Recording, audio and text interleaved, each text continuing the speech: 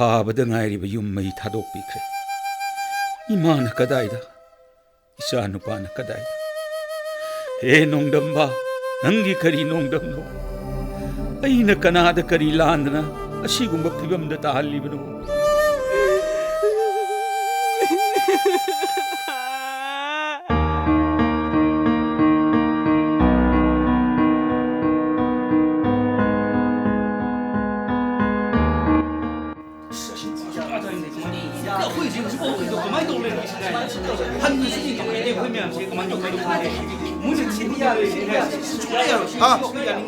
mayam tuminam to labio che mayam tuminam to labio ai wai manga tra ta thamjage mafam si yauradi mayam sapharagani thodokpa soingam nanglaroi mayam asau ba nungai ta ba pumna mak phathabiduna makha ta ba kari tauba kari taudaba kari tausige mayam tanaminarasi lebaki akanba nonglei nungsit ising isau yuwa haba atek akai misimina tambang amanate siguma kangluki irang sisu tambang amanate ai khangjei asiana asok apan kaya ma yaure yung kaya ma upon khre masi lengang na khangi ai khoi na khangi tawba ya ba kari paikhat pa ya ba mathang mathang tanaduna paikhat jagane dubu hauji hauji kidi asok ba laying ba leiriba mayam sigi nomagi acha thak tumpham hipam masini mayam ge wana da I saruk yajari mayam na simasu khangjin biyo wari basi ai da nate miyoi lising kayani asigumba relief camp kayani hauji ki oinadi chara wana ba haiba tare cha thakara pujarai chak ising hona na ba nungdangi changa da ba khuding ahan bigi oina ngahak leraga cheng hawai thau ngari ngatai yohunjarage ising khinna ba changa da ba ising ngahak leraga yohunjarage aduga hauji kudak sigi nganya ki awada pasina na ba nongmani ni sigi oina ai lupa lising yang khaidang thamjaramage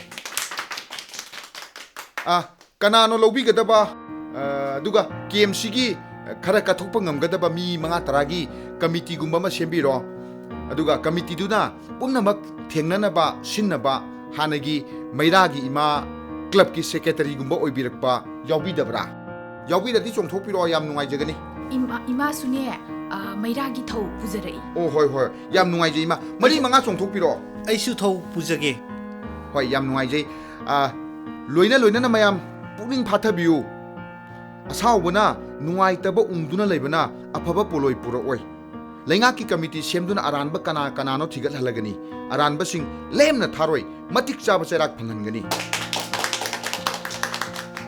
ai chachagadaba KMC khara yami ai swaida wa tension jarage mayam boi khurumjari kanano ai minister ni jana mi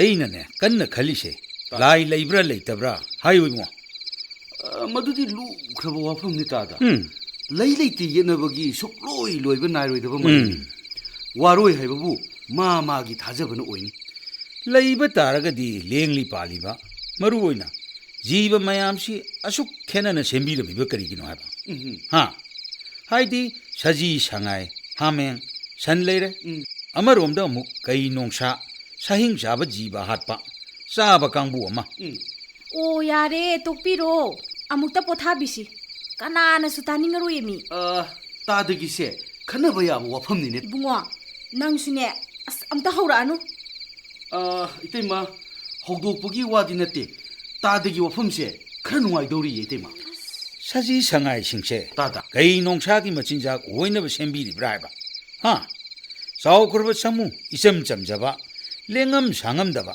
나피 차드나 레제링이다 कई मरी मंगा लाए समूह की मनंगन खर काखत मकोक खर काखत चे खोले कई मरी मंगा न समूह दुमा पुंग तरे निपान चंग लांगनबदा समूह दु खाम ngमक्तदन तुरे तागा कई न मचेत सेट होरे अदुदा इन लाइदा हंगनिंगी बसे समूह दुगी मतौ अवाबदु लाइ माना ngौसिनदना येंग लेरिब्रा हा नोइब्रा हैबा चुमितागा सजी अमोमसु मसा सेलिदु पी मसा की ममांग कईदुना सजी मंगक्ता लागा सीली पुखी हाली साथोई मसीदा लाइमादो येंगागा नुंगाइना लेइब्रा हाइबा ꯑꯁꯦꯡꯕꯅꯤ ꯍꯥ ꯃꯥ ꯅꯨꯡꯉꯥꯏꯔꯤꯕ꯭ꯔꯕ ꯅꯥꯄꯤ ꯆꯥꯕ ꯁꯖꯤ ꯁꯉꯥꯏ ꯁꯥꯍꯤꯡ ꯆꯥꯕ ꯀꯩ ꯅꯣꯡꯁꯥ ꯑꯃꯔꯣꯝꯗ ꯂꯥꯏ ꯃꯥꯒꯤ ꯃꯆꯥ ꯉꯥꯛꯇ ꯅꯠꯇꯕ꯭ꯔꯣ ꯃꯥꯅꯤ ꯍꯥ ꯇꯥꯗ ꯆꯞ ꯃꯥꯟꯅꯅ ꯅꯨꯡꯁꯤꯕꯤꯕꯝ ꯊꯣꯛꯇ꯭ꯔꯣ ꯆꯨꯝꯃꯤ ꯆꯨꯝꯃꯤ ꯇꯥꯗ ꯆꯨꯝꯃꯤ ꯑꯁ ꯖꯥꯠ ꯖꯥꯠ ꯉꯥꯡꯉꯤꯍꯦ ꯆꯪꯕꯤꯔꯛꯑꯣ ꯉꯥꯏꯍꯥꯛꯇ ꯄꯣꯊꯥꯕꯤꯔꯔꯣ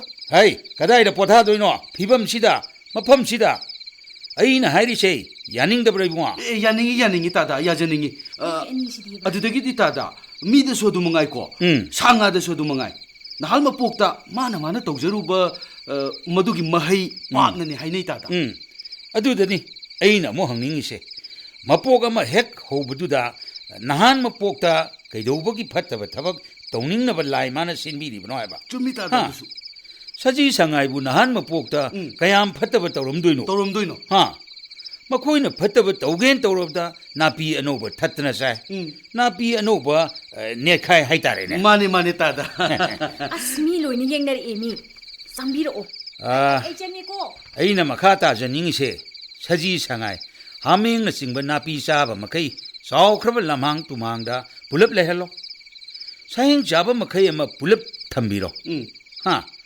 ꯎꯅꯍꯜꯂꯅꯨ ꯍꯦꯟꯖꯤꯟꯅꯍꯜꯂꯨꯔꯅꯨ ꯑꯗꯨ ꯑꯣꯏꯔꯕꯗꯤ ꯁꯥꯍꯤꯡ ꯆꯥꯕ ꯃꯈꯩ ꯆꯥꯔꯝꯗꯥꯏ ꯃꯈꯣꯏ ꯃꯁꯦꯟ ꯍꯥꯠꯅꯕ ꯌꯦꯡꯕꯕꯨ ꯅꯨꯡꯉꯥꯏꯅꯤ ꯑꯀꯟ ꯑꯊꯧ ꯉꯥꯛꯇꯅꯤꯅ ꯃꯥꯅꯤ ꯇꯥꯗ ꯂꯥꯏ ꯃꯥꯁꯨ ꯌꯦꯡꯕ ꯅꯨꯡꯉꯥꯏꯗꯧꯔꯤꯅꯤꯅꯦ ꯃꯥꯅꯤ ꯇꯥꯗ ꯈꯟꯅꯕ ꯌꯥꯕ ꯋꯥꯐꯝꯅꯤ ꯑꯗꯨꯕꯨ ꯀꯗꯥꯏꯗ ꯀꯔꯝꯅ ꯈꯟꯅꯒꯗꯒꯦ ꯁꯤꯅꯤꯅꯦ ꯈꯟꯅꯁꯤ ꯍꯥꯏꯕ ꯅꯠꯇꯦꯅꯦ ꯈꯜꯂꯨ ꯍꯥꯏꯕꯅꯤꯅꯦ ꯑꯁ ꯇꯥꯗꯕꯨ ꯑꯩꯅ ꯌꯥꯝ ꯉꯛꯄ ꯑꯃꯅ ꯁꯖꯤ ꯁꯉꯥꯏꯁꯦ ꯑꯃꯨꯛꯇ ꯃꯆꯥ ꯑꯃꯃꯝꯇꯪ ꯄꯣꯛꯏ ꯑꯗꯨꯒ ꯀꯩ ꯅꯣꯡꯁꯥ ꯍꯣꯏꯁꯤꯅꯅꯦ ꯃꯆꯥꯁꯤ 4, 5, 7, 9 ꯄꯣꯛꯏ ꯀꯩ ꯅꯣꯡꯁꯥꯅ ꯁꯖꯤ ꯁꯉꯥꯏ ꯍꯥꯠꯂꯅꯤ ꯆꯥꯔꯅꯤ ꯑꯗꯨꯒꯁꯨ ꯑꯃꯨꯛ ꯅꯣꯡꯁꯥ ꯀꯩꯒꯤ ꯃꯁꯤꯡꯁꯤꯅ ꯁꯨꯝ ꯍꯟꯊꯔꯛꯄ ꯁꯖꯤ ꯃꯁꯤꯡꯅ ꯁꯨꯝ ꯌꯥꯝꯈꯠꯂꯛꯄꯗꯧꯅ ꯇꯧꯕ ꯑꯁ ꯃꯁꯤ ꯈꯜꯂꯨꯕꯗ ꯇꯥꯗ ꯉꯥꯎꯈꯤꯕꯨ ꯇꯧꯏ ꯏꯕꯨꯡꯉꯣ ꯈꯜꯂꯨꯔꯅꯨ ꯉꯥꯎꯕ ꯌꯥꯗꯦ ꯑꯗꯨꯒꯅꯦ ꯃꯤꯑꯣꯏꯕ ꯑꯩꯈꯣꯏꯁꯨ ꯑꯗꯨꯉꯥꯏ ꯑꯩꯈꯣꯏꯕꯨ ꯑꯋꯥꯐꯝꯁꯤꯗ ꯇꯥꯍꯜꯂꯤꯕ ꯃꯈꯣꯏꯅ ꯅꯣꯡꯁꯥ ꯀꯩ ꯇꯥꯔꯦ ꯑꯩꯈꯣꯏꯅ ꯁꯖꯤ ꯁꯉꯥꯏ ꯇꯥꯔꯦꯅꯦ ꯑꯁꯦꯡꯕꯅꯤ ꯇꯥꯗ ꯁꯖꯤ ꯁꯉꯥꯏ ꯑꯣꯏꯅ ꯄꯣꯛꯎꯕ ꯑꯩꯈꯣꯏꯅ ꯑꯔꯥꯟꯕ ꯇꯥꯔꯦꯅꯦ ꯃꯈꯣꯏꯅ ꯅꯣꯡꯁꯥ ꯀꯩ ꯑꯣꯏꯅ ꯄꯣꯛꯑꯕꯅꯤꯅ 이숨도 좀 그러네. 아두다 따더리브라 따다 아두 따다. 아이나 하이저리시 농사 까이나 마싱 숨숨 한다락바. 아두가 사지 상하이 싱신하네. 마싱제 숨숨숨숨 행갈이. 신이고 따다. 코이네. 미 우드링의 아행다 농수보다 사지도 마툼 야오래 이브라자라. 아다다 예 따다.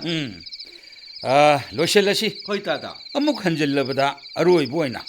아이코이 미오이보다 마나 도저버기 마헤이니 하이리.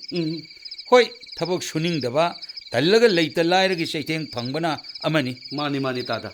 사하이다바 팟다바 사선드나 마사 속바두나 아마니.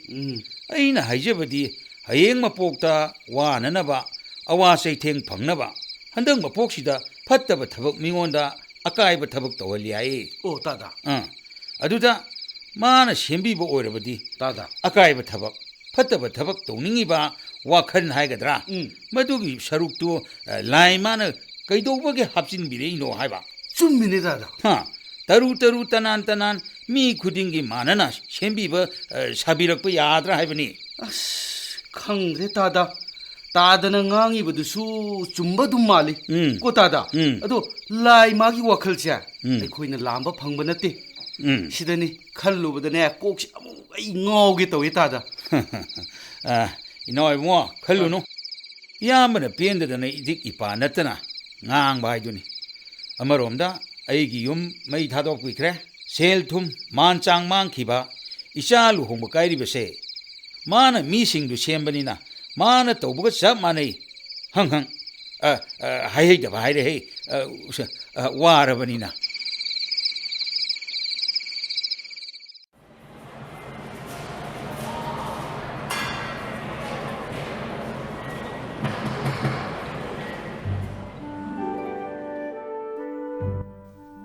이따이머기 밍시부. 이bungo 아이기 밍세 라시 톰비 까위. 라시. 이쁘로이버기디. 아무 톰비 까위. 게임시다 이문기 미세 아이코이 아훔니 아이기 누파네 이넴복네 아이네. 이차디 야우다브라. 야웨 시다디 레이테. 이차 누파 한두 호스피탈다 레이. 마나우 누파나 마얌바 세나버기 레이크리. 이차나 감도바. 누미투다 속파니.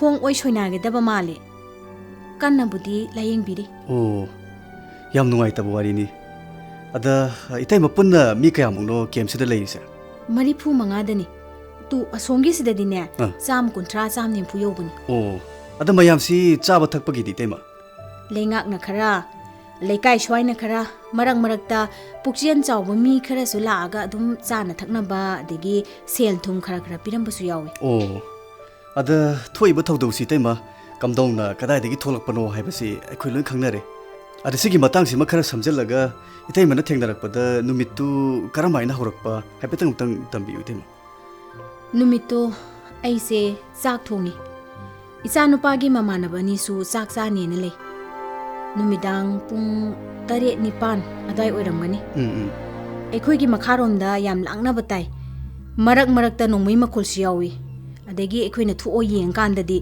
ꯌꯨꯝꯗꯨ ꯃꯩ ꯐꯖꯅ ꯆꯥꯛꯑꯦ ꯃꯤ ꯆꯦꯟꯅꯕꯁꯨ ꯎꯔꯦ ꯑꯗꯒꯤ ꯀꯞꯅ ꯂꯥꯎꯅꯕ ꯃꯌꯥꯝ ꯑꯃ ꯇꯥꯔꯦ ꯑꯗꯒꯤ ꯑꯩꯒꯤ ꯅꯨꯄꯥꯅ ꯍꯥꯏ ꯏꯔꯥꯡ ꯁ꯭ꯋꯥꯏ ꯌꯧꯁꯤꯜꯂꯛꯑꯦ ꯑꯩꯈꯣꯏ ꯆꯦꯜꯍꯧꯔꯁꯦꯅ ꯑꯗꯩ ꯏꯆꯥꯗ ꯑꯩꯅ ꯍꯥꯏꯔꯦ ꯏꯕꯣꯇꯣꯝꯕ ꯑꯩꯈꯣꯏ ꯆꯦꯜꯍꯧꯔꯁꯦꯅ ꯑꯗꯒꯤꯗꯤ ꯏꯅꯦꯝꯕꯣꯛ ꯄꯪꯊꯕꯒꯤ ꯂꯩꯅꯥ ꯅꯥꯕ ꯂꯦꯡ ꯑꯣꯠꯄ ꯉꯝꯗꯕ ꯑꯃꯁꯨ ꯂꯩꯌꯦꯕ ꯃꯥꯅ ꯄꯣꯒꯗꯕꯒꯤ ꯍꯣꯠꯅꯩꯌꯦ ꯑꯗꯒꯤ ꯑꯍꯟꯗꯨ ꯉꯁꯥꯏꯒꯤ ꯄꯣꯔ ꯅꯥꯟꯊꯔ ꯃꯈꯣꯏ ꯌꯧꯁꯤꯜꯂꯛꯇꯅꯅꯦ ꯌꯨꯝ ꯃꯩ ꯆꯨꯕ ꯍꯧꯔꯦ ꯏꯆꯥꯒꯤ ꯃꯃꯥꯟꯅꯕꯒ ꯂꯥꯛꯃꯤꯟꯅꯔꯤꯕ ꯃꯣꯏ ꯈꯔꯗꯨꯒꯅꯦ ꯏꯅ ꯀꯥꯎꯅ ꯇꯧꯅꯩ ꯑꯗꯨꯗꯒꯤ ꯑꯩꯒꯤ ꯏꯃꯨꯡ ꯃꯛꯇꯗ ꯅꯣꯡꯃꯩ ꯀꯥꯞꯄꯤꯕꯅꯦꯃꯤ ꯃꯇꯝꯗꯨ ꯌꯧꯔꯛꯄꯗꯗꯤ ꯌꯨꯝ ꯃꯩ ꯆꯥꯍꯧꯔꯒ ꯑꯩꯈꯣꯏꯁꯦ ꯑꯗꯨꯝ ꯆꯦꯜꯂꯦ ꯏꯅꯦꯝꯕꯣꯛ ꯀꯥꯏꯗꯣ ꯂꯣꯏꯅ ꯍꯨꯟꯗꯣꯛꯑꯝꯃꯦ ꯊꯥꯞꯅ ꯅꯣꯡꯃꯩ ꯀꯥꯞꯄꯗ ꯏꯆꯥꯒꯤ ꯑꯣꯏ ꯊꯪꯕ ꯈꯨꯎꯗ ꯅꯣꯡꯃꯩꯅ ꯄꯥꯜꯂꯤ ꯑꯗꯨꯕꯨ ꯏꯃꯨꯡꯒꯤ ꯑꯩꯈꯣꯏ ꯃꯐꯝ ꯃꯔꯥꯡ ꯈꯪꯅꯗꯅ ꯄꯨꯡꯆꯦꯟ ꯆꯦꯟꯅꯔꯦ ꯄꯨꯡꯀꯥꯏ ꯀꯥꯏꯅꯔꯦ ꯊꯋꯥꯏꯕꯨ ꯍꯤꯡꯉꯗꯤ ꯍꯥꯏꯗꯅ ꯌꯨꯝꯊꯪꯅꯕꯒꯤ ꯈꯔꯁꯨ ꯌꯥꯎꯋꯤ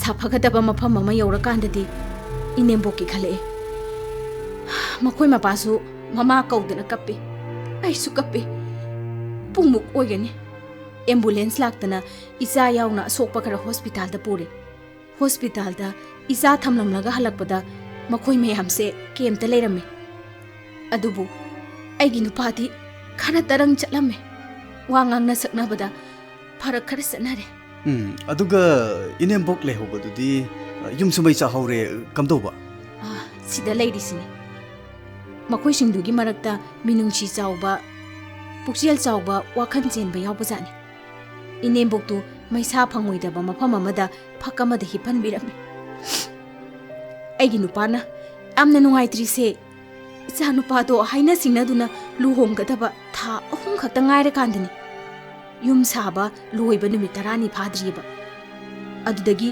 ꯇꯦꯛꯂꯤ ꯅꯣꯡꯃꯒꯤ ꯂꯨꯄꯥ 1,000-2 ꯂꯥꯛꯆꯕ ꯗꯨꯀꯥꯟꯁꯨ ꯄꯣꯠ ꯆꯩꯒ ꯂꯣꯏꯅꯅ ꯂꯣꯏꯅ ꯑꯣꯟꯈ꯭ꯔꯦ ꯗꯨꯀꯥꯟꯒꯤ ꯌꯣꯠꯀꯤ ꯎꯄꯨꯗ ꯂꯨꯍꯣꯡꯅꯕꯒꯤꯗꯃꯛꯇ ꯊꯝꯖꯕ ꯂꯨꯄꯥ 2.5 ꯑꯣꯜꯂꯝꯃꯅꯤ ꯂꯩꯔꯝꯃꯔꯣꯏ ꯏꯇꯩꯃ ꯋꯥꯔꯤꯁꯤ ꯌꯥꯝꯗꯤ ꯅꯨꯡꯉꯥꯏꯖꯗꯦ ꯇꯥꯖꯕꯗ ꯑꯗ ꯃꯇꯥꯡꯁꯤꯗ ꯏꯇꯩꯃꯅ ꯏꯇꯩꯃ ꯑꯣꯏꯔꯦ ꯑꯗ ꯇꯥꯗꯗꯤ ꯀꯝꯗꯧꯔꯤ ꯏꯇꯩꯃ ꯌꯥꯝꯅ ꯋꯥ ꯌꯥꯝ ꯉꯥꯡꯉꯝꯃꯦ ꯋꯥ ꯉꯥꯡꯈꯤꯗꯕ ꯀꯨꯏꯔꯦ ꯑꯍꯤꯡꯁꯨ ꯀꯌꯥ ꯇꯨꯝꯗꯦ ꯆꯥꯕ ꯊꯛꯄꯗꯤ ꯏꯇꯩꯃ ꯅꯣꯡ ꯐꯥꯗꯣꯛꯁꯨ ꯄꯪꯆꯥ ꯆꯥꯏ ꯅꯤꯅꯤ ꯍꯨꯝꯅꯤꯁꯨ ꯅꯤꯡꯊꯤ ꯅꯨꯡꯉꯥꯏꯅ ꯆꯥꯗꯦ ꯏꯕꯨꯡꯉꯣ ꯑꯩꯗꯤ ꯁꯨꯝ ꯄꯥꯈꯠꯄ ꯑꯃ ꯌꯥꯎꯔꯛꯑꯕꯅꯤꯅꯦ ꯉꯥꯎꯗꯅꯒ ꯆꯠꯈꯤꯗꯧ ꯃꯥꯟꯕ ꯑꯃ ꯀꯗꯥꯏꯗꯦ ꯏꯇꯩꯃ ꯑꯗꯨꯒ ꯌꯥꯄꯣꯟꯇꯦꯗ ꯗꯣꯛꯇꯔ ꯑꯍꯩꯕ ꯑꯃꯒꯤ ꯃꯅꯥꯛꯇ ꯄꯨꯖꯩ ꯑꯗꯨ ꯍꯥꯏꯔꯒ ꯏꯇꯩꯃ ꯑꯩꯒꯤ ꯏꯌꯥꯝꯕꯗꯣ ꯃꯥꯁꯨ ꯃꯈꯣꯏ ꯑꯁꯤꯒꯨꯝꯕ ꯂꯥꯌꯦꯡꯕ ꯗꯣꯛꯇꯔꯅꯤ ꯀꯩꯗꯧꯉꯩꯅꯣ ꯍꯦꯛꯇ ꯌꯦꯡꯊꯣꯛꯎꯁꯤ ꯊꯣꯏꯅ ꯋꯥꯕꯤꯔꯨꯅꯨꯗ ꯂꯥꯌꯦꯡꯉꯒ ꯁꯣꯏꯗꯅ ꯐꯅꯤ ꯅꯅꯥꯎꯁꯨ ꯑꯗꯨꯝ ꯑꯉꯝꯕ ꯃꯇꯦꯡ ꯄꯥꯡꯖꯒꯦ ꯍꯣꯏ ꯏꯕꯨꯡꯉꯣ ꯍꯣꯏꯅ ꯃꯇꯦꯡ ꯈꯔ ꯇꯧꯕꯤꯌꯨ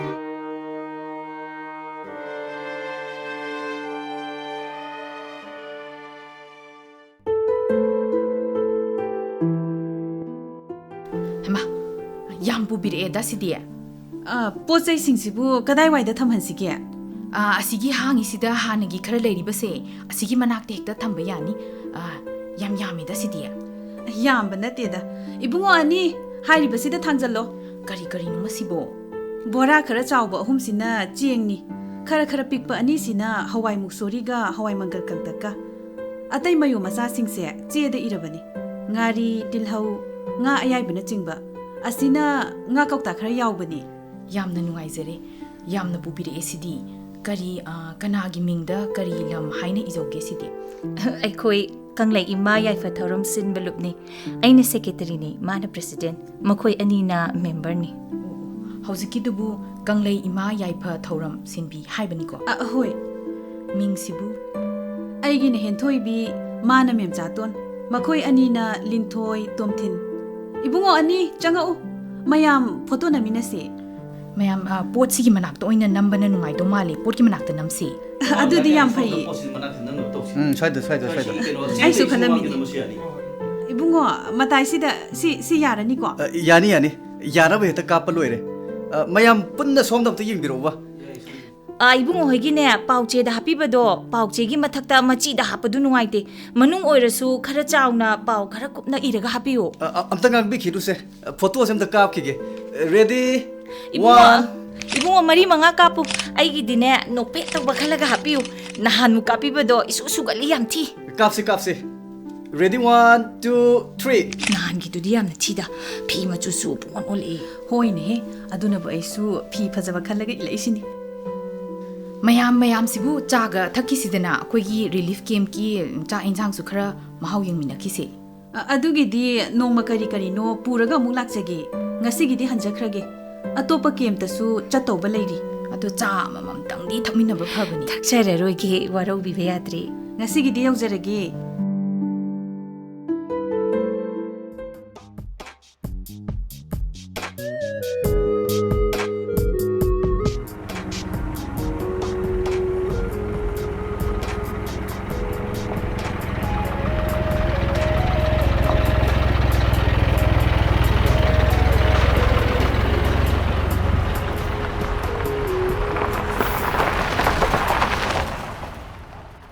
Nupa masula imali toise pot pura imali ni. Ibe mana loksin bigadra. Kana aina ngamjaba khitang mayamgi mateng oinaba pujaraiye. Pujaraiye. Angangsing noi gari do swaida somda maning hanjalo.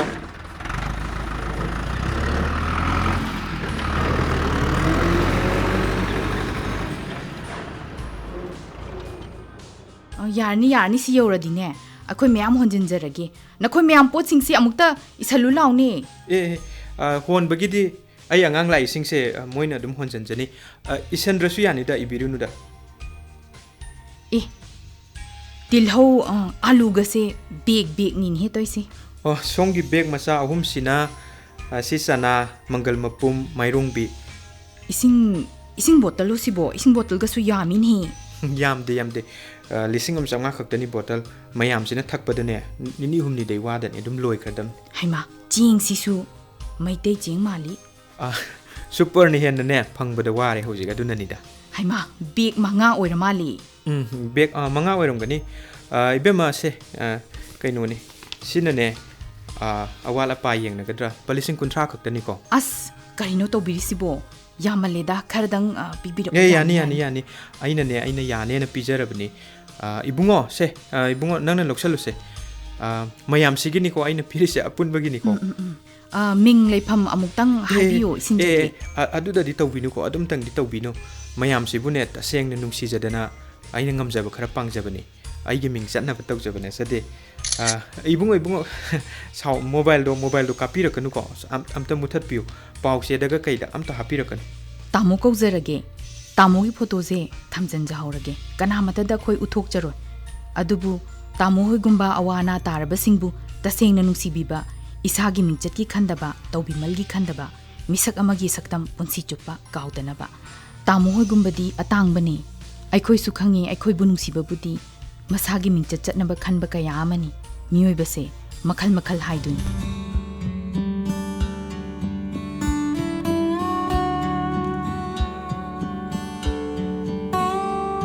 Mingdu kari haibibano. Dr. Rasi haibani. Mana amutombi.